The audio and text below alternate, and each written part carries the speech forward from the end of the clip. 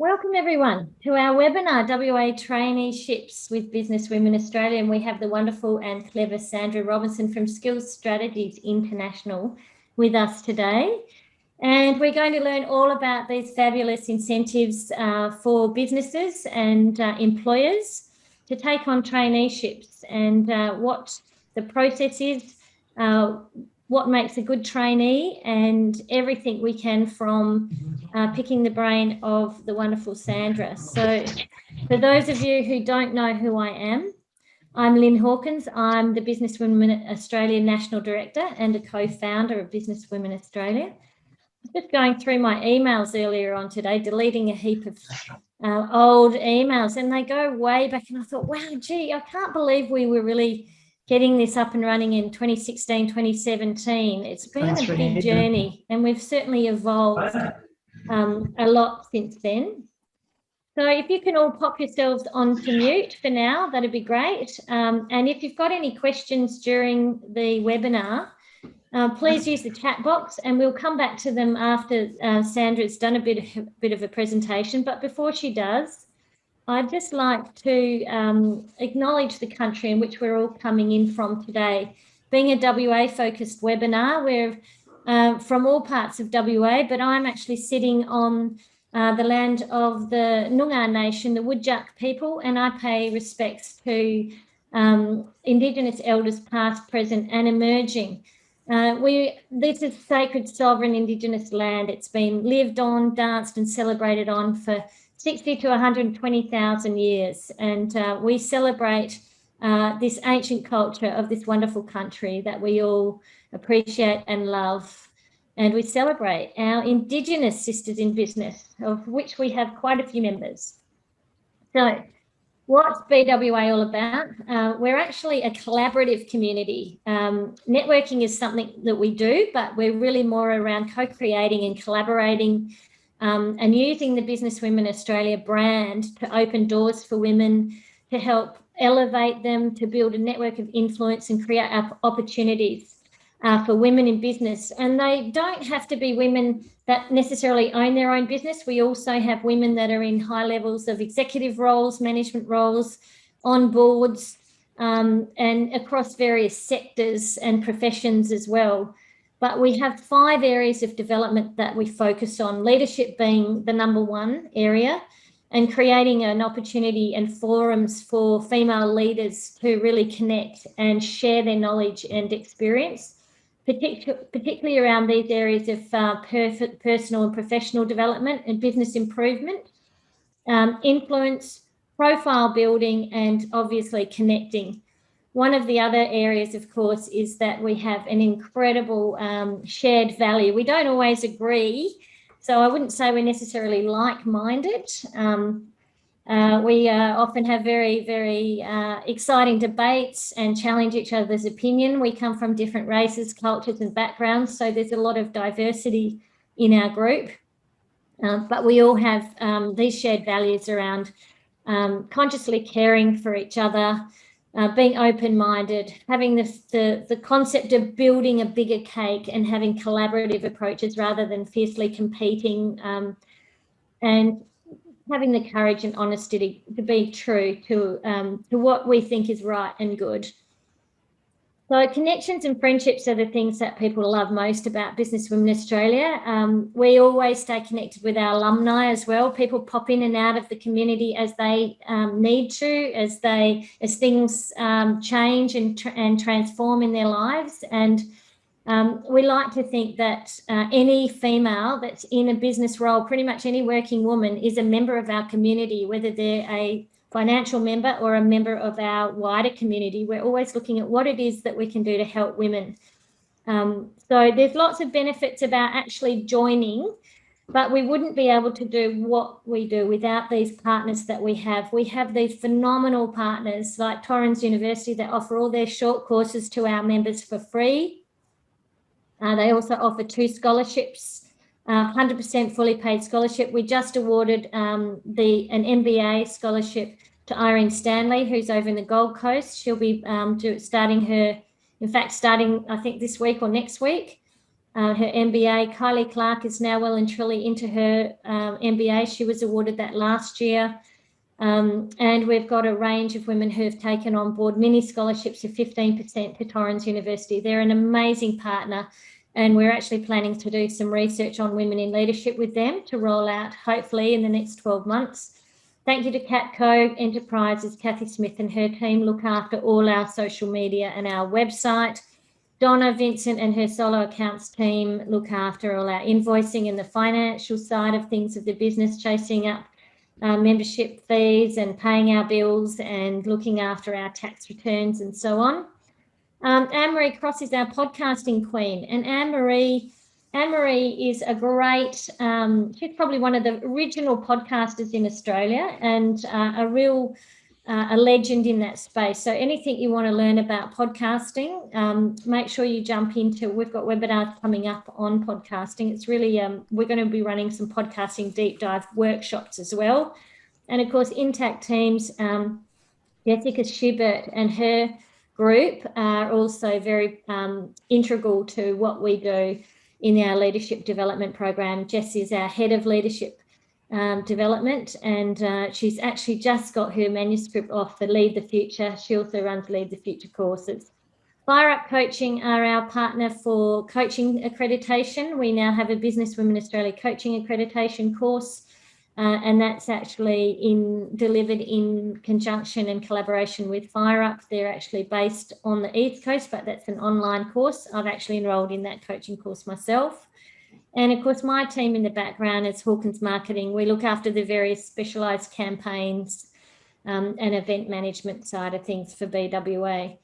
So these are the sorts of courses that Torrens have made available free to our classic members and our premium members.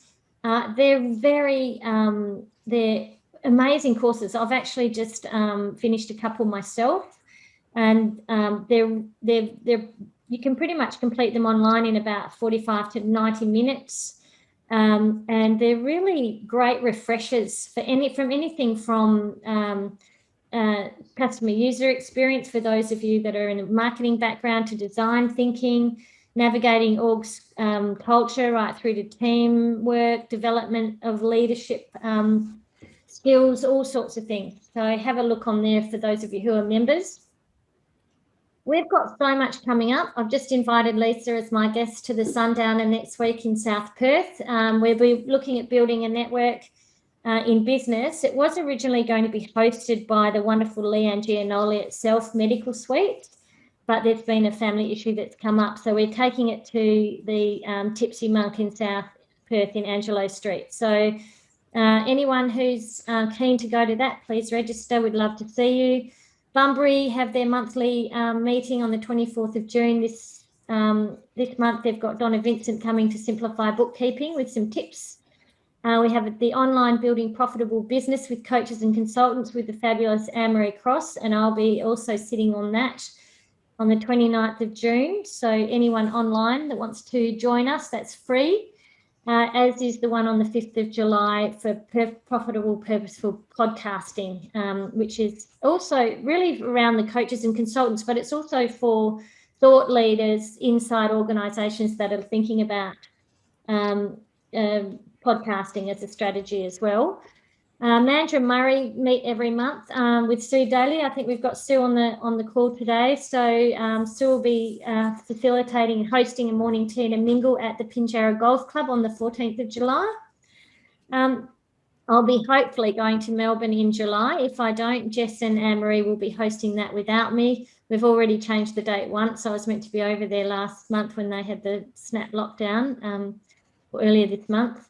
And Brisbane's got a roundtable coming up with Helen Nan in July. And then back to Perth, we've got Being in Flow with the wonderful Vida Carlino, which will be hosted in her new studios. So I can't wait for that. That'll be in Inglewood. So that's all very exciting. So, yeah, for those of you who are interested in membership, you can hang on afterwards or send me an email, lyn@businesswomenaustralia.com.au. There's lots of stuff on the website about it, but I am very happy to answer any questions, and always love to catch up with any women who are contemplating growing their business or raising their profile, stepping up. Would love to hear from you. So without further ado, I'm going to introduce Sandra. For those of you who don't know Sandra, she's a phenomenal powerhouse, a dynamic woman. She's amazing. I love her to bits. I've known her for years. She's been working in this area of vocational learning for over 30 years. No, don't say 30, only 25.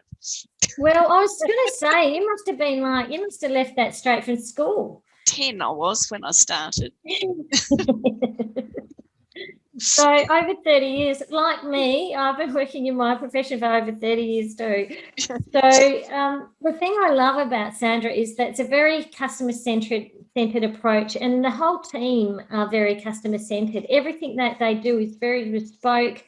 They're quite different than a lot of the other organisations that are in education, because they really do they're really responsive to what their clients and their customers need. So Skills Strategies International are based in Balcutta and in Mandurah, and they also have a presence in Victoria. And Sandra, as an owner and director, works collaboratively with organisations to deliver those bespoke learning experiences that they need and to ensure that they get a return on their investment. And we say anyone who does a Skills Strategies course gets a great job.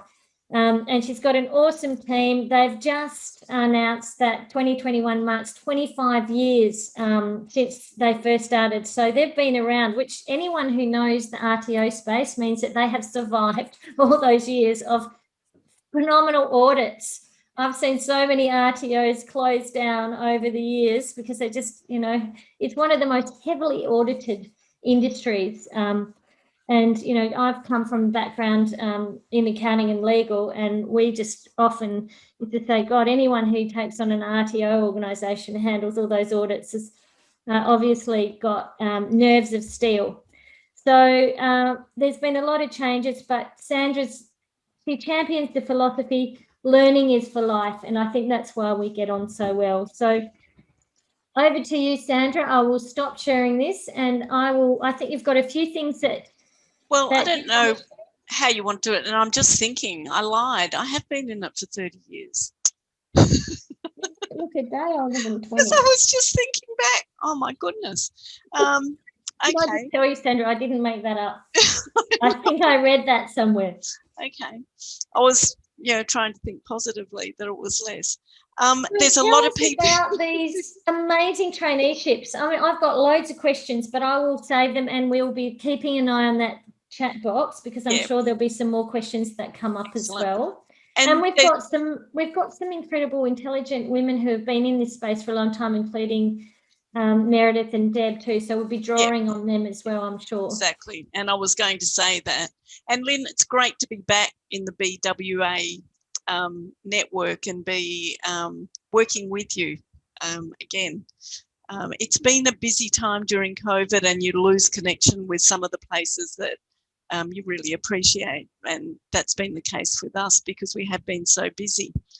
Traineeships were what got me into this space. It was school-based traineeships in particular, because it was such an amazing learning environment to put young people in the workplace and see them grow. So that's what it got us here, and we involved online learning with those traineeships, and that was 25 years ago. So things have changed a bit from then, but a lot of things are very similar as well. I have got a PowerPoint, but I really prefer not to use it. I hate PowerPoints. I'm happy to if you want to, but I'm even happier just to have a chat amongst us. So your first question, Lynn, was what? Or do you want me just to talk? Okay, I'll unmute myself. Well, I tell us first of all about how it works. So I'm really keen to hear what the government incentives are and the process of actually going about and getting it. I know we've been pushing out in all our social media posts that it's got to be done by September, right? Well, when an employer says to me, so what's these government incentives about traineeships, I usually revert it back to, well, if you're going to do a traineeship, the real incentive for you is the opportunity to train people that you employ on the job the way you want. There is government incentives, but I usually try not to push that, because I think if they're in it for the money only, it's going to be a hard slog for them.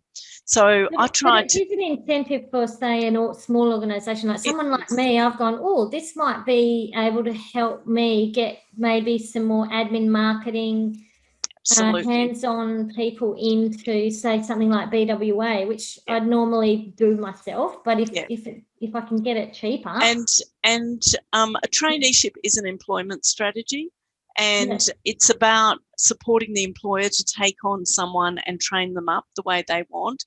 And so after I've done my spiel about, you know, you've got to be in this for you, there are government incentives available at the moment with wage subsidies. Now, when I first came into traineeships, there was no cost to the employer and there were incentives available. Things have changed. The incentives have always been there for most traineeships, but until just recently, there's been a significant fee that the employer pays for the training. So there are more supports now. Usually, I would suggest that someone like Meredith from the ASIN would fill in on those sorts of details, because things change rapidly. Training areas change and the amount of incentives change, and the likelihood of the employer getting them changes too. So I would say an ASIN will come and sign up the traineeship, and they'll give you more details about those. But there is, we have a flyer that we send out about the boost payments, but usually there's more questions around that. So Meredith, would you like to, seeing as you're our ASIN representative, would you like to fill in a bit about those incentives, because they are one of the main questions we get asked lately. And for those of you who don't know what ASIN is, it's what the Australian Apprenticeship Support Apprenticeships. Yeah, Australian Apprenticeship. And it's interesting, yesterday we were at a meeting with the Department of Training and Workforce Development, some stakeholders looking at traineeships, and they said, well, in terms of on-the-job training, you have apprenticeships, traineeships, and what are they called? The things where you go in after you've done your degree. Internships. That's what I'm thinking of, internships. And some people in the group said, oh, well, they're all the same. And others said, oh, no, they're totally different. An apprenticeship is really trade-based. A traineeship is a broader spectrum and it can go up to management. And an internship is higher level again. It's only for university graduates. And we had a bit of discussion about that, because there's different perceptions about what on-the-job training is and how it's named. So, yes, apprenticeships are different, but the Australian Apprenticeship Support Network does support apprenticeships and traineeships. Traineeships for a while there were known as new apprenticeships to try and bring them in line. Apprenticeships definitely have more regulation, and traineeships have flexed up a bit. But still, Meredith, do you want to talk to us about incentives for employers in terms of financial incentives? Yeah, I can talk about incentives. I'm in the car, so I wasn't going to put my video on, if that's all right, unless you particularly want to see me. Can everyone hear me okay? Yes. So Apprenticeship Support Australia, we're contracted by the Australian government to deliver apprenticeship and traineeship services here in WA. We do cover other states in Australia, and we've got Apprenticeship Support Network support all the way through WA up into the regional areas. So what we do is we help people find the right trainee or apprentice, and then when they actually have selected the right person for their business, then we can help them choose the right traineeship to fit the type of work that they do. And then we go out to the workplace and sign them up into their traineeship contract. So traineeships are basically just a mini apprenticeship. They're generally smaller terms than apprenticeships, and all the training is done in the workplace. So they don't go 1 day a week to TAFE like they do in an apprenticeship. And I suppose apprenticeships really cover all the traditional trade areas. So if you think of the electrician, the plumber, the cooks, the hairdresser, the welder, all the different trade areas, then that's apprenticeships, and then traineeships cover all the gaps. And there's probably about 400 of them, and they cover all things from business, childcare, IT. There's just a whole raft of areas that traineeships cover. There is a little bit of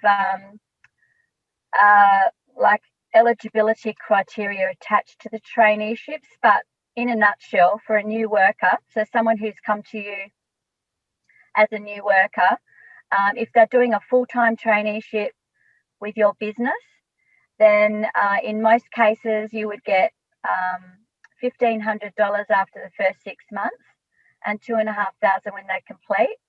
So it's $4,000 from the federal government. And then the federal government have also brought in a boosting apprenticeship wage subsidy, where they are reimbursing or repaying back 50% of the gross wages for 12 months from the day the trainee commences with you, which is absolutely amazing. And they've just extended that out now till March next year. So if you take someone on between now and March next year, then from that start date, they will be reimbursing 50% of their wages for 12 months. Wow. So the other two federal government incentives, which are that second one, the wage subsidy, has been brought in because of the coronavirus. So it's actually encouraging employers to reconsider taking that leap and taking on someone and giving them the opportunity to get a qualification while they're working. The state government also kick in some money as well. For a 12-month traineeship, it's about $2,100, and then depending on the term, it goes up. And they're generally paid at the beginning and at the end, so after 6 months and on completion. So someone's doing a Cert 3 business traineeship, which I think is 12 months, and they're full time, you would get the $4,000 from the federal government, $2,000 from the state, and then also the wage subsidy. So Lisa's got a question in the chat box there, Meredith. Can the traineeship be, does it have to be full-time, or can it be part-time as well? No, it can be part-time, and most of them are 15 hours minimum a week. So they can do more hours, they can't do any less. So a traineeship could be full-time, part-time. It could be an existing worker in some areas, or it could be school-based, where the student is pathwaying from school to work. And we've had quite a few employers lately looking at school-based traineeships as a way of recruiting staff, particularly in skill shortage areas such as IT. So there's a lot of options that are available. So Deb's interested in whether or not there are nominal hours attached. When you say nominal hours, Deb, they're like for the school-based traineeship, they must do approximately 650 hours on the job. As Meredith said, the part-time traineeships are usually a minimum of 15 hours. And then it's got to do with the employment rather than the time that they go out doing training, like classroom based. They have to do 7.5 hours a week. That's the minimum. But they might want to work on school holidays or on the weekends, or so they can do more. They just can't do any less than 7.5. So it means the school releases them for 1 day a week. And the rest of the time they stay at school and they do their normal school curriculum. And then what the final qualification from the school-based traineeship goes towards their West Australian Certificate of Education or their WACE. And there are incentives for that as well. We started, the first traineeship program we did was school-based, and it was with Target. And we had a group of 23 students who were trained through Target, and they attended 2 days a week in the workplace, and they did online learning associated with that upfront and then through the traineeship and on the job. And we started one with public sector using the same model, which is still running and has been very successful for recruiting young people into the public sector. So those ones form great pathways. We did a group last year, which is another way of doing it, that was a group of people in an organisation, some new employees, some existing workers who converted from casual to full-time, and some who joined the group that were existing workers that weren't funded. And that traineeship, we went into the workplace and we delivered a full day once every 2 months, plus they had online learning to do. Now, that organisation did the program not necessarily for the leadership skills that was enrolled in, but because they wanted to get uniformity of processes across the organisation. And it was a way of bringing all the departments together. They were a company that had grown enormously over 12 months, and they used that training program to get some consistency across the organisation. So a different model of doing it. So we work with different organisations and provide them with options to engage in training depending on what their needs are. Deb had a question too. Nice to see you again, Deb. Hello, how are you? Very well. Good to see you again too. Hi, everybody. So I'm well aware of the industry, having done it for many, many years, as with Sandra, but I'm now working with an RTO and we're looking to go back into the traineeship space. And I guess from my perspective, Sandra and Lynn and everybody else, is I'm the old-fashioned delivery where in my time, we'd go out into the workforce and we'd spend our scheduled hours and have to have so many face-to-face visits. And that's my memory of I'm working from home. Bye. That's my memory of traineeships. You know, we go out on the job and we carried out our modules and, you know, hey, it was fabulous. So now I'm in the world of online traineeships and I'm going, how does this work? So my question back to you guys is, are there hours that the RTO must be seen to be, connecting with the trainee face-to-face online, as in Zooming or Microsoft Teams? Are there hours scheduled that we have to? Because my concern would then be, if it's not, well, then it's left as in self-paced. So it goes back to, synchronous rather than asynchronous training. And that's my query. What are the rules around that, please, Sandra? Okay, so every unit that is started, so every subject that's started, you need to start it with the learner. So you start with the learner, right? Yep. And that could be either face-to-face or during COVID, we were allowed to do that on Zoom or in Teams. And this is what we do. We have, in general, because it depends on the learner, one session on Teams or Zoom if the employer prefers it, every fortnight. Every fortnight, great. Every fortnight. Excellent. We would tend to have, and those sessions could be anything from 1 to 3 hours. And if it's 3 hours, it would be segmented up. And we tend to visit the learner for anything from an hour to half a day, once a month. So we're still going out into the workplace. We're observing what they do, talking to the workplace supervisor, ensuring that the training we're delivering is meeting the workplace requirements. Excellent. We're leaving the learners with project work to do on the job between those sessions. Now, when we're going out onto the job or even in the team sessions, we can do assessments of the learners through observation as well. Generally, the observation assessments are done at face-to-face visits, but it depends. We had a trainee in Kununurra with flight restrictions. It was very difficult for us to spend a lot of time on the job, but we used the virtual environment and another trainer who we've made contact with to support us up there. So, there's flexible ways of doing it. But Deb, you're right, that contact with the learner and the sharing of information with the learner and the employer. Exactly. Because the employer is a big part of this. We want the training to meet their requirements, this is their way to get the training done to meet the requirements, rather than going off to classroom-based learning. Yes. They're away from their job from a long time. They come back and they've learned things that are not applicable to them. Absolutely. And also with the scheduled timing too, I'm hearing through other examples where they're set up to start, and of course the employer is no longer engaged. So the trainee is then left unsupervised and then ends up doing it from home. And to me, that's just not the model.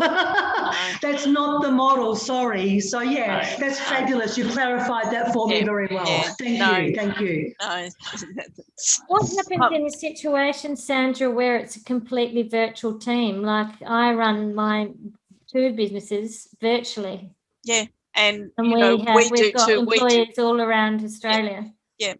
And it could be, well, during COVID, you were allowed to do it entirely virtually. And it depends on the employer and what their needs are. And we work with them to sort out. I mean, some people are working flexibly, working from home, things like that. And in that instance, we would use virtual. Our IT trainer said that the virtual environment is much better for him to do the training in than actually going in face-to-face. So it just depends on the industry area, the employer, the location. One thing that the virtual environment has done has been to free up for remote areas to engage in traineeships, and particularly Indigenous students, because like we deliver creative industries, which, is in the theatre, and we've had learners in remote areas want to engage in that. They've got their local theatre there that they can work with. We can work with the employer, we can work in the virtual environment, we can support them. If we had to travel up there once a month, we wouldn't do it. And we've knocked traineeships back because it was just not cost effective for us to engage with them. So this new environment has really made the environment more equitable for people. Okay, Lisa, you've got a question. Yeah, I just wanted to ask, because I've got a situation at the moment. So there's a couple of reasons why I dialed in. The first reason was I'm trying to scale my business through the administrative and business support that I need, so I don't have to do functions and I can actually do other stuff. So I have, I do have I have an intern with me through the Will program at Murdoch at the moment, because I'm still doing some advocacy and economic consulting on philanthropic projects, but my core business is the professional development stuff. And I've got a young woman who I'd really like to offer a paid internship to, but I'm really confused about the definitions now because of internship, traineeship, and apprenticeship. So I wanted to get some understanding on what that actually means, because she's a first-year student at Curtin who I want to be able to offer, sort of up to 15 hours of a paid internship, because I guess she's at uni. But then I'm confused about traineeship. And then the other thing I wanted to look at is there's some work I'm doing in the regions around schools and businesses and the work we do, and actually offering the proper school-based traineeship as part of that program. So I kind of just need a bit of guidance on where to go to get the information or how to do that, if that's okay. The first thing would be the industry area you're going to do the training. If you're doing an internship, is that available as a traineeship? And then I would want some clarification, and I'd go to Meredith and say, can they do a traineeship while they're at uni? Now, I'm 99.5% sure they can, but I just want to clarify that. Yeah, we had a young lad working with us who's now doing marketing with us, who we did a business admin traineeship while he was at uni. So he worked 3 days a week with us and did the traineeship here while he was at uni doing marketing. Yeah, see, that's exactly what I'm after, because this gorgeous young, she's just quite a little dynamo. I love finding these gems, and you just want to be able to grow them and help them. But as you say, Sandra, it needs to be about what works for the business as well, because you're giving the time to train on the job, which is quite intensive. So that really helps, because I actually think it would be better to give her a traineeship while she's studying her degree early on, give her the work experience. I get what we need to grow in that part of the business part. Yeah. And it's complementary rather than just giving her, you know, $20 under an award for a marketing research officer. Like that just makes no sense to me. Okay. Yeah. All right. So in that case, so Lynn, will we be getting email addresses and stuff post this for Meredith to ask any follow-up questions later? Meredith, can we put your email in here, because I believe you've been given the Zoom link without registering, so I don't have your email address. So can we put, Sandra, can you pop it into the chat box for everybody? Yeah. Normally, I'd be very happy to give everyone whoever's registered, but we have got a few that have come in through the back door. As long as Meredith's fine. Pardon, I'm fine with that. Just in regard to that last question, an internship is only a short-term sort of employment arrangement with you and the student, whereas a traineeship is actually a registered training contract that the state government register and keep a record of, and they can do a traineeship while they're at uni if they can manage it. So it's up to the person whether they think they can manage doing the 2 study units, I suppose. Yeah. And with the traineeship, you'd need to be offering them 15 hours a week. Yeah. And it's paid.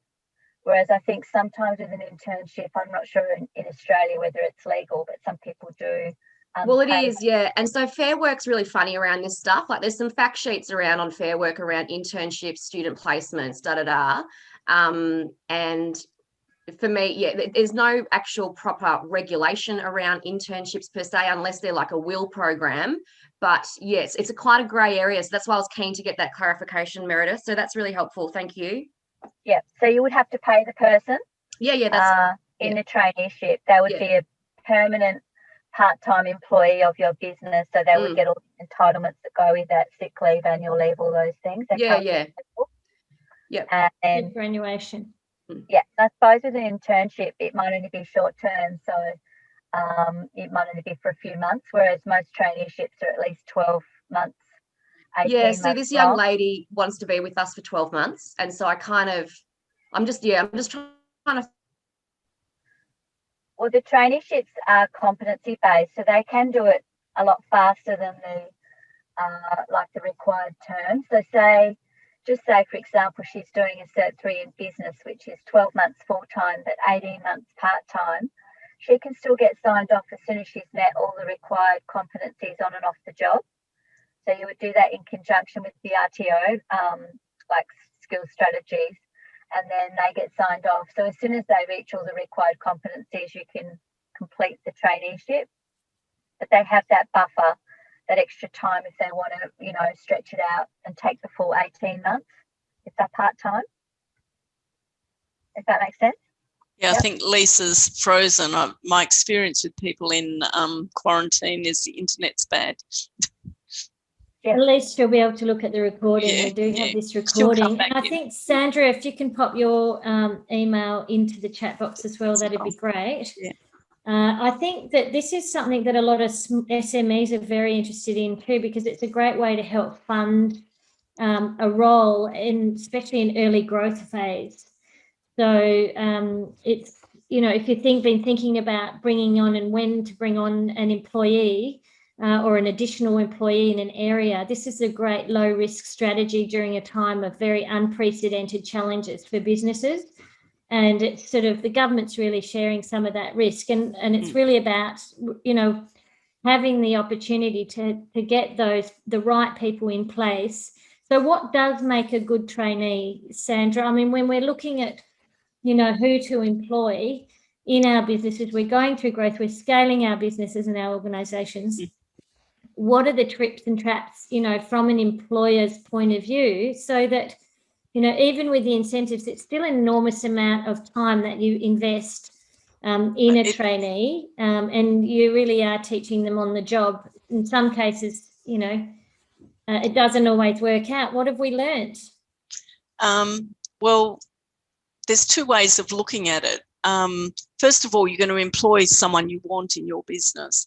But what the traineeship does is manages the risk, because it is an employment contract for 12 months. So if you do train them for 12 months and then you you think, you know, this has been a struggle, this isn't for me, the contract ends and you can send them on their way with a qualification that may help them get a job somewhere that is more suited to their requirements. Still, when you're employing, you're going to employ for motivation, someone that wants to study, that wants to develop themselves, because there is going to be a significant amount of work in it for them. It's going to be work linked to what they're doing on the job. So, you know, that motivation is usually inbuilt.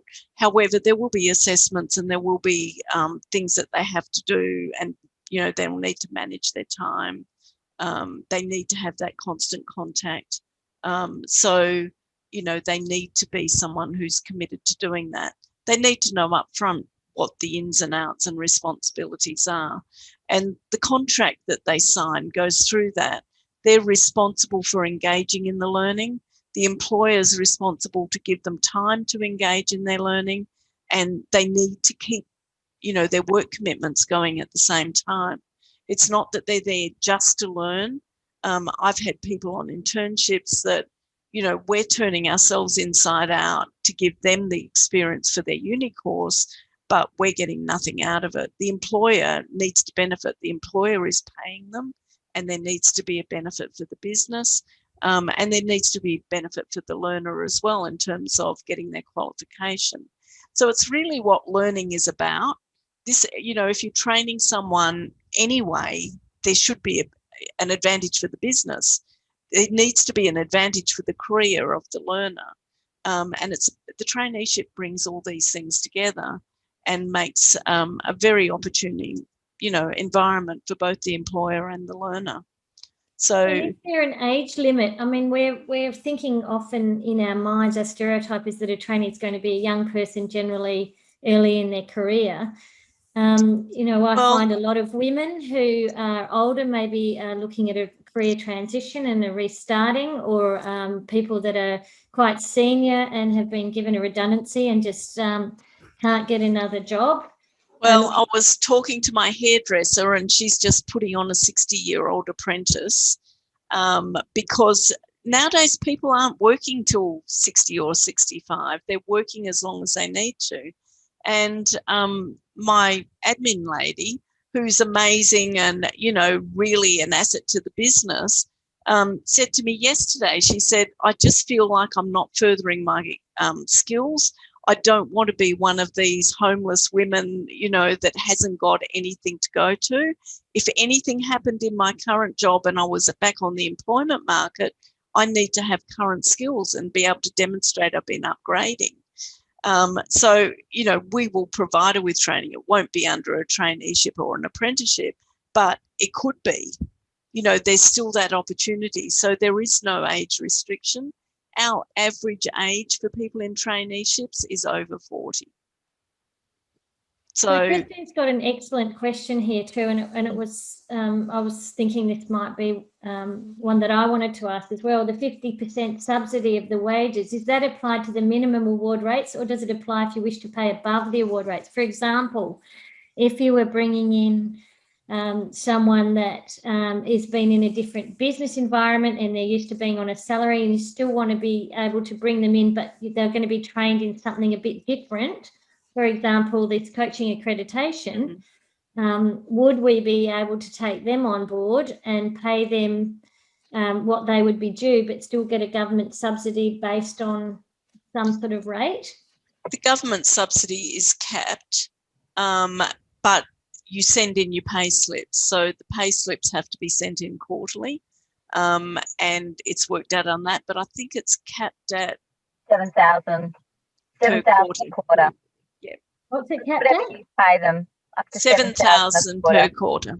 7,000 per quarter. Okay. Yeah. Interesting. Yeah. Still a substantial amount of money to It's take great. someone on. It's definitely worth. In terms of a strategy to get people in employment and to grow business, it's a good strategy.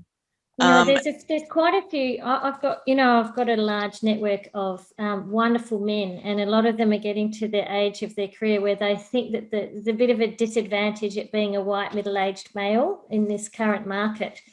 And I've suggested to some of them that they look at quite a few of these guys have actually been CEOs and general managers, but don't have a formal qualification. You know, they've been sort of old school, brilliant. Some of them have come through what might have been a trade in the day that's then now a diploma, you know, through printing, graphic design businesses and those sorts of things, and then become CEOs, general managers. And I've thought this might be something that could be a real incentive for employers to take them on board. Absolutely. And then, you know, for them to do like the cert, you know, the certs in leadership and management as a trainee, even though their skill sets are so high, but they don't have the piece of paper. Yeah. But then an organisation, a small business would get the value of someone with this incredible knowledge and experience and get a $7,000 incentive really to employ them. Well, the group we did last year, a lot of them had degrees and they'd been working in management, but they all had different ideas about how things should operate. So it was an opportunity to consolidate those, look at leadership, what makes a good leader and what makes a good leader in that organisation, and get them working with their teams. And they got real change in the organisation through implementing that qualification. So there are advantages in those experienced people doing the qualification. It does require some customization in terms of how it's rolled out, because you need to look at what the business wants out of it. And from a trainee's point of view, what sort of things should they be looking at in terms of accepting a traineeship? So we've looked at it from an employer's point of view. You know, I always say to I mentor at UWA, and I always say to my young ones, I said, without being cocky, when you do your research and have a few interesting questions to try and get an understanding from your point of view, whether or not this is the organisation and the employer that's going to be a good match for you. But what would be your advice on that, Sandra? And, you know, over the years, we have had situations where we've advised the apprenticeship office that this person or this business should not be taking on trainees. As the young person or the person applying for a job that has a traineeship around it, I'd be asking how much support would I be getting to do the assessment work? What are my responsibilities under the traineeship? And what does the business see as my career path? Because, you know, as I said to you at the start, if a business had said to me, what incentives do I get from the government to take on a traineeship? I'd immediately be wanting to see, well, are they actually wanting to recruit and grow someone, or are they just in it for the incentives? Because that would be a red flag to me. So for people going into it, you know, what's your plans for your business, for your growth in your business? What do you see me doing in the future? And what sort of support will I be getting? Because the trainee has a broad range of skills that they're going to get exposed to, and you want them to be moved around the business to develop as they're moved around. If, like, for instance, I had an employer in retail say, well, I want to take on a trainee, but I only want them to be doing point of sale. I don't want them to be doing any of the other things. Can I do that? Well, no, you can't. You need to give them the opportunities to grow and develop. So I'd be looking at those sorts of things. Okay, welcome back, Lisa. We did lose you off the internet there, but you have another question. You're on mute. Yeah. Sorry. Yep. So Meredith's just answered it. She's just posted a link, which is about the different types of traineeships and apprenticeships. So I will just have a look at that. But yes, no, would you believe NBN just doesn't work? No, it is. It can be a bit dodgy. But the average hourly rate of a traineeship for business admin, what are we looking at for something like that?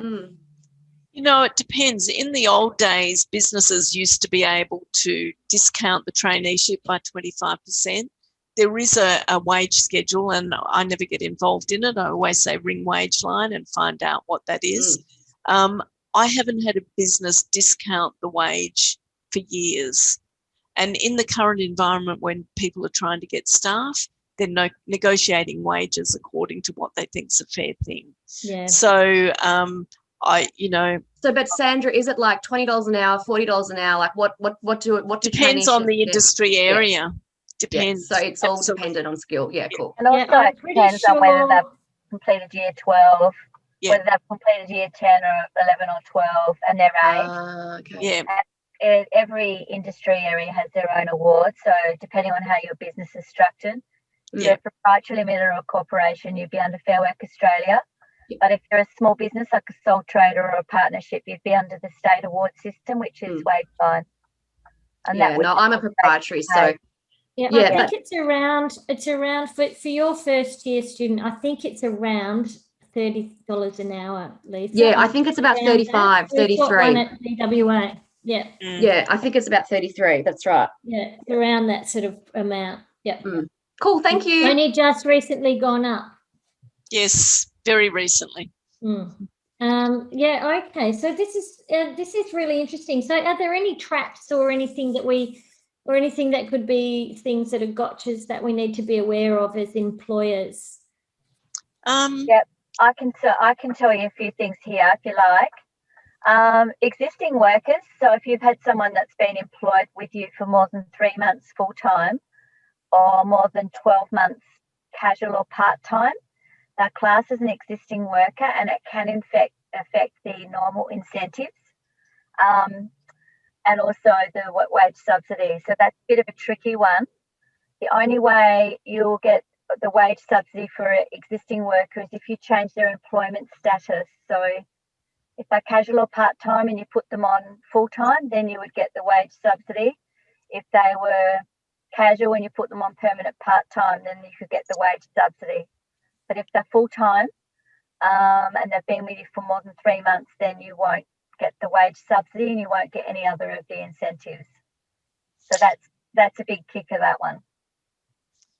But in terms of what if they're an owner or a director or a shareholder in the business already? unlikely to get them. You can't be an apprentice to yourself. So they need to have someone supervising and supporting them.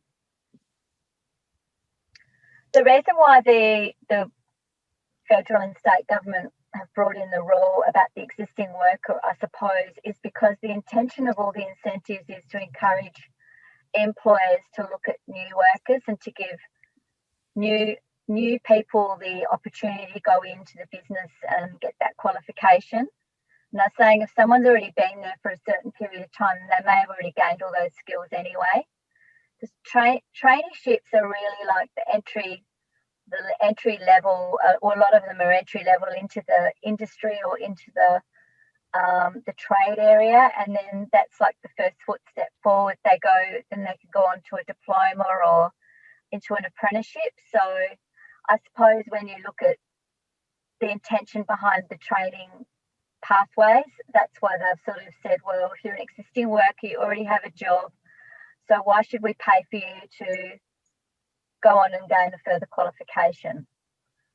The other tricky one is if someone's got a higher qualification like a diploma or a university degree, it can affect some of the federal government incentives, not state but federal. It's a bit of a minefield, to tell the truth, and it can get very confusing. And that's why, if you've got someone in mind, you can always email me and I can give you a heads up about what you should be entitled to. And the other one is visas, can be a bit tricky as well. Someone's on a visa. So those are three things: existing workers, higher qualifications, and visas. Well, it's certainly a great time for job seekers, because I think across all industries and sectors, all my clients are crying out for people. And so it's certainly a good time for people who are seeking employment. Lots of opportunities out there. In fact, Skills Strategies is looking for more trainers, aren't you? We have had we've just employed another 2, but we have struggled to get trainers. It's interesting. In a very compliant industry, you tend to employ people that meet the compliance requirements, and we're going back to employing people that fit the team. as a better strategy, because you can always grow the compliance requirements, but the team fit doesn't always grow. Yeah. But yeah, unfortunately, that's not a traineeship. So what are you looking for in terms of your organisation? You're looking for clever people who would go and do a certificate in vocational training? Well, because we deliver the TAE, which is not a traineeship, but it is funded at the moment, more funded than I've ever known it to be. And we usually recruit people from within that cohort because we can see what they're like. But yeah, there's plenty of jobs out there for trainers at the moment. Excellent. Well, anyone listening to this recording or on the call, if you know of anyone who'd make a wonderful trainer, Skills Strategies is a good place to put your application in by the sounds of it.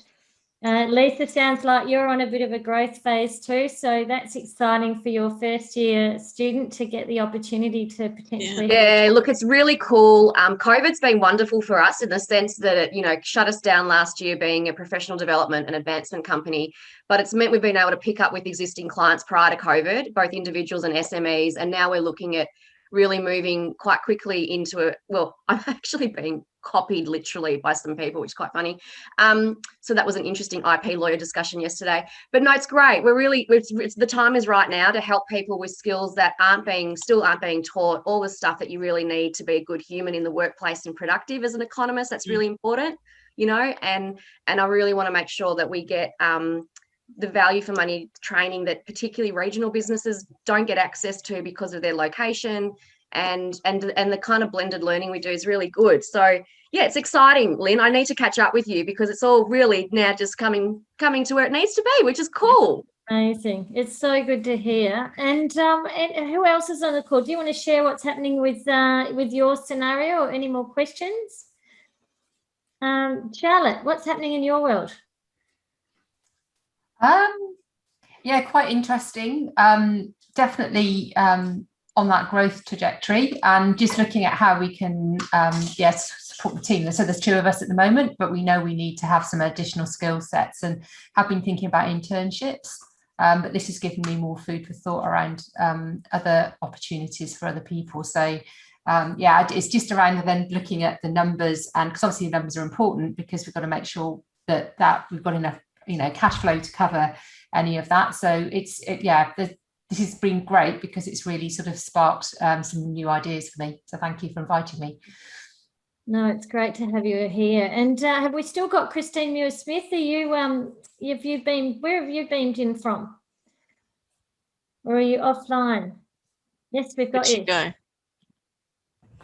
Hi, sorry, I'm still here. Yes. So Christine's got she's a HR, it's HR consulting, is it? Yes, yeah. So HR consultant, and a majority of my work has been with SMEs, and it's been a sort of an eclectic journey for some of my clients where it's been an absolute demise. They've closed their doors. However, that's been because they took advice from the wrong people, and they didn't actually have a robust infrastructure. But then I've got other clients who've just blown their doors off with growth. That it's just been phenomenal. And I think we're incredibly lucky with the economic boom that we're all going through at the moment. But a lot of it has been there's been a lot of charlatans who have popped up in the last 6 months. One-stop shops. Someone might have read a blog once and they suddenly become an expert, and then they basically promote themselves as being a fountain of knowledge. So we've had a few unfortunate circumstances with clients where we've actually had to help them out with that. So, but this has been really helpful, ladies. This has been amazing. I mean, HR, you cannot be an expert on everything. And we have just been inundated with requests from our clients, with regards to picking up people as trainees. And the thing I love to hear is that there's going to be a 60-year-old apprentice, hairdresser apprenticeship. That's just phenomenal. And and there's a lot of people who are actually saying, am I too old? And I've actually been saying to a lot of, I don't know whether Sue's still on the call, ladies in Mandurah, it doesn't matter how old you are. You can be, when I was at varsity, I had a lady in her 80s doing the same degree that I was. It doesn't matter how old you are. yeah, age is no barrier. So I just think it's phenomenal to hear that. That's I amazing. think, Christine, that's really good point. Because my actual former career, where I met Sandra 9 years ago when I moved here, was at CCI, and I headed up all their advocacy for small business sector and a whole raft of other things. So I'm an economist by trade, and advocacy is my gig. But it astounds me the limitations our systems put on people. And particularly in this pandemic, and having now traveled back to home here and just seeing all the sorts of things that have been going on, part of my head goes, I'm so glad I've left that executive career behind me now, because I have a different focus and purpose. But shit a brick, there's some shit I want to change, let me tell you. And the whole employment space and Centrelink and job seekers, and don't even get me started. I think, Lynn, that would be like a whole nother bottle of wine or two, maybe. I'm always up for one of those. I have to say I completely agree. I don't know who else is on the call if they're involved with recruitment, but that has become a minefield. Yeah. I mean, look, I've been doing this I've been doing the HR gig for 25 years. I've never ever come into an environment where I've had clients and their entire shortlists ghost them. They just don't turn up for an interview. And then when you ring them, they go, oh, look, mate, especially with trades, it was a good day today, I went fishing. What those guys don't realise, guys and girls, is that they're now going to go onto a shortlist, and when they do want to come back into the workplace, they're not going to be shortlisted. It's just insane. And it's really difficult for a lot of employers at the moment to find quality. So this is very exciting, the information that's been shared today.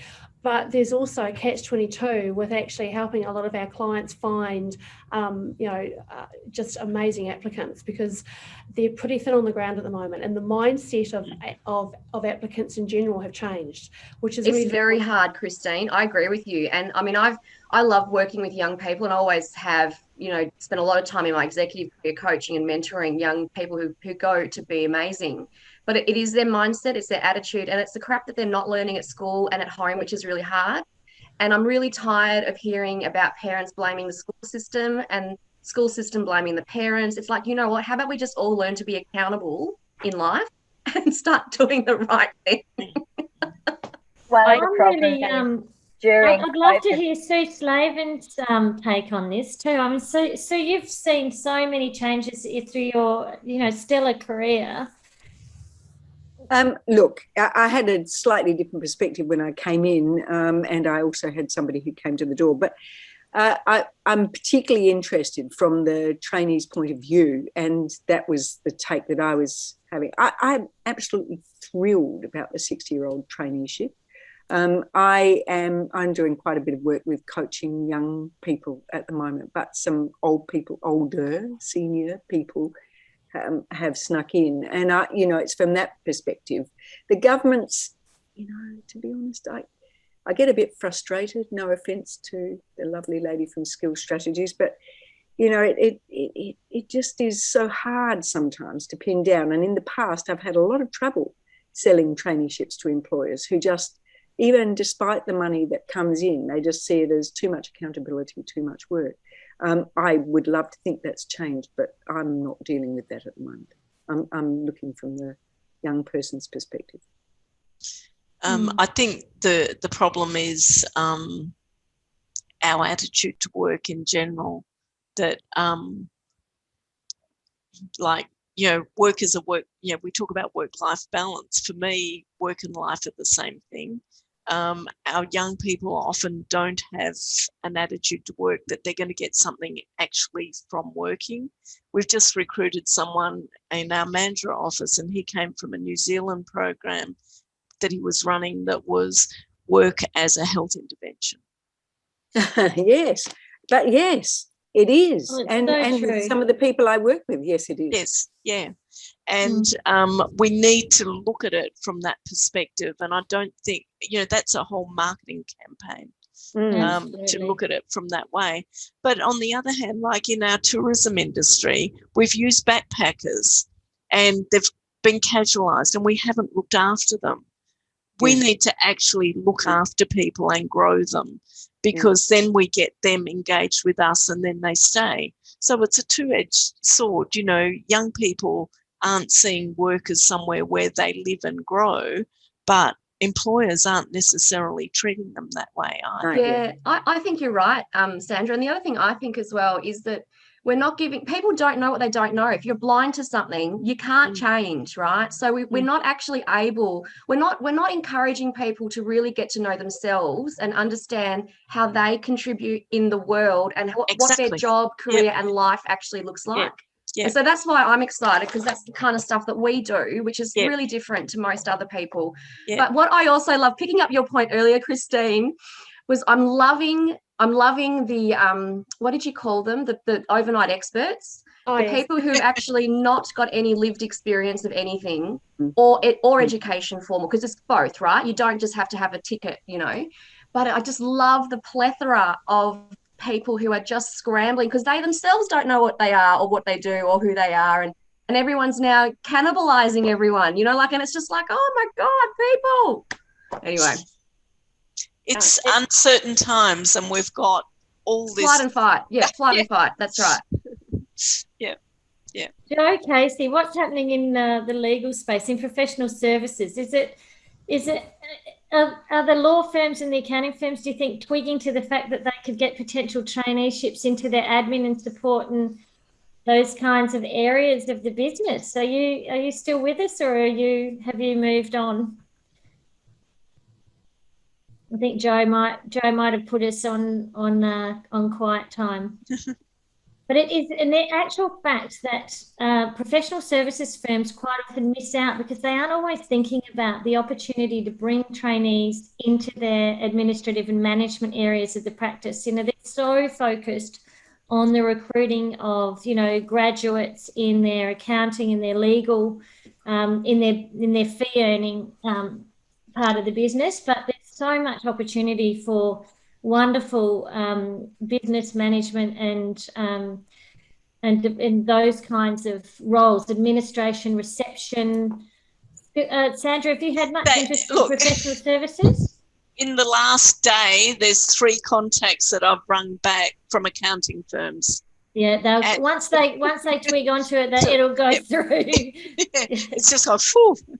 And it's interesting what they're looking at. They've got people who have got degrees, but they want to give them the skills of selling, dealing with clients and all those sorts of things. So someone's been talking to them. The word's got out there. I can tell you what, they should, every supervisor, anyone that gets to that level where they're running a small team should be doing the management and coaching. Because even if they've done a management unit at uni, it's probably been a long time ago. And they would have done it as, if they're accounting and lawyer, you know, legal, it would have been a filler, and they probably didn't really listen much anyway. Yeah, they don't think that's what they're going to do. No, the amount of friends that I did commerce with, and they did their accounting and finance majors that have gone back and said, gee, I wish I'd taken more notice of marketing. And it's like, and I go, well, I'm glad you didn't, because it keeps the rest of us employed. Yeah. Okay, any more questions? Anyone want to have any final comments before we get Sandra to wrap up? I think it's been amazing, Sandra. The information, the depth of information that's been shared today, and thank you very much, Meredith, for jumping on as well today, and for all of you, all your contributions and your insights, the different take that you've actually brought to the table. It's been a really great example of how we can have a roundtable discussion in a virtual environment. I mean, we're all from as far as Bunbury and Mandurah right through to the northern suburbs and beyond. So it has been an amazing session. Thank you very much for your time, Sandra. Do you want to... I'd just like to round up by saying that I don't see there's a downside in this current incentive to take on trainees. It's enabling us to grow as an economy, as businesses, and as people. So I think we're on the right path. Probably there's some fine tuning we can do, but you can't do that until you get out there. So thank you very much for being involved and for considering traineeships. The other thing is, while we're interested in them and we're putting pressure on government and the people putting these together, we can get growth in the area.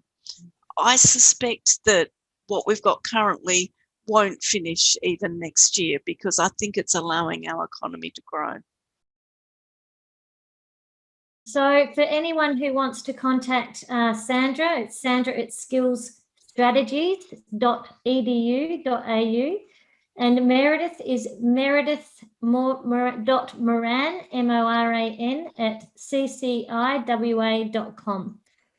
So there they are for those of you who are listening to the recording, and if the chat box isn't evident, feel free to contact those lovely ladies, and they will point you in the right direction or provide you with information that their organisations can support you with in the process as well. So thank you everybody for being here with us today. It's been a great session, very useful. Keep in contact. Let's grow this economy, keep it going. We're in a very, very lucky bubble and we have to make the most of it. So thanks very much for being with us today.